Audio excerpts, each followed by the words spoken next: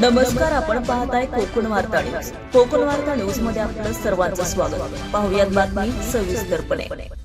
दिल्लीतील जंतर मंतर येथे नीट पेपर फुटीच्या निषेधार्थ शांततापूर्ण आंदोलन करणाऱ्या विद्यार्थ्यांवर झालेल्या कथित लाठीचार्ज आणि पोलीस कारवाईच्या निषेधार्थ वंचित बहुजन आघाडीचे राष्ट्रीय अध्यक्ष प्रकाश आंबेडकर यांनी 23 जुलै 2026 रोजी महाराष्ट्र बंदची हाक दिली असून या पार्श्वभूमीवर रायगड जिल्ह्यातील महाड येथील ऐतिहासिक चौदार तळे येथे वंचित बहुजन आघाडीच्या नेतृत्वाखाली विविध विद्यार्थी, युवा, राजकीय, सामाजिक आणि धार्मिक संघटनांनी एकत्रित सरकार आणि पोलीस प्रशासनाच्या भूमिकेचा तीव्र निषेध केलाय.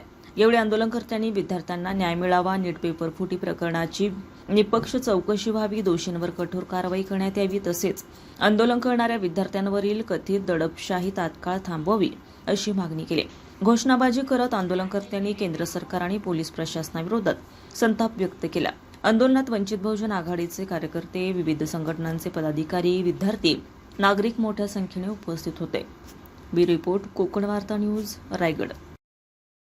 आमच्या भावना अशा वंचितच्या आहेत.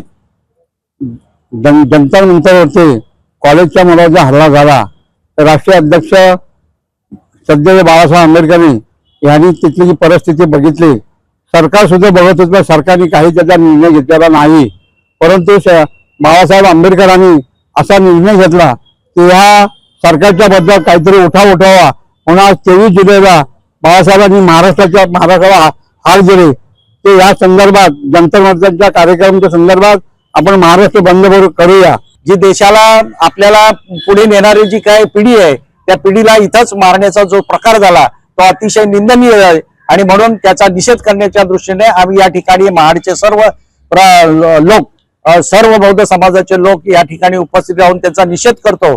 ताज्या बातम्या आणि नवनवीन घडामोडी पाहण्यासाठी आजच आमच्या कोकण वार्ता न्यूज चॅनलला लाईक करा, सबस्क्राईब करा आणि बेल आयकॉन प्रेस करा आणि पाहत रहा कोकण वार्ता न्यूज.